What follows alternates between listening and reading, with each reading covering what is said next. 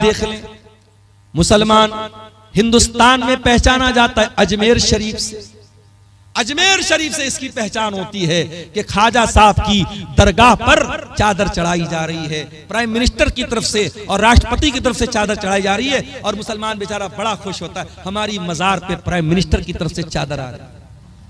मैं कहता हूं मेरे प्यारे भाइयों, ये मजारों पर चादरें चढ़ाना ये कौन से इस्लाम का तरीका है? अरे तेरी कौम के कितने लोग नंगे सो रहे हैं, कितने तेरे कौम की बच्चियों के तन पर आज भापने को कपड़ा नहीं है, और तू अल्लाह के वलियों के इंतकाल के बाद उनकी कब्रों पर चादर चढ़ा रहा है। और आप जाके पता लगा लीजिएगा, दरगाहों पे चढ़ने वाली ये चादरें ये रोटेट होती रहती हैं। जो चादर आप चढ़ाते हैं वही चादर मार्केट में बिकती है और दोबारा फिर चढ़ाई जाती है, रोटेशन चलता रहता है। ये एक धंधा बन चुका है। इस्लाम में न तो कोई पक्की कब्र की इजाजत है और न किसी कब्र के ऊपर चादर चढ़ाने की इजाजत है।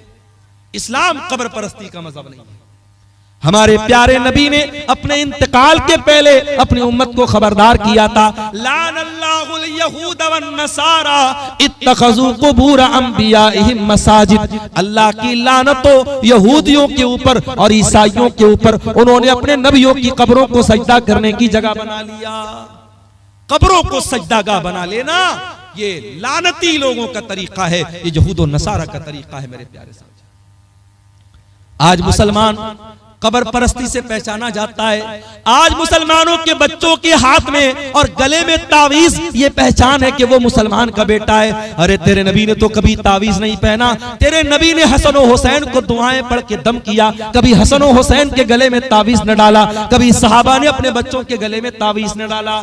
तुझे शॉर्टकट चाहिए, तूने इस्लाम का शॉर्टकट बना डाला। तूने नजरे बद से बचने के लिए और जादू से बचने के लिए अपने बच्चों के गले में तावीज डाल दिया। और तूने कुरान, लोग कहते हैं मौलाना साहब तावीज के अंदर कुरान लिखा रहता है, कभी जात के देख लेना, ये तावीज को मैंने खोल के देखा है, कोई कुरान वुरान नहीं लिखा रहता है।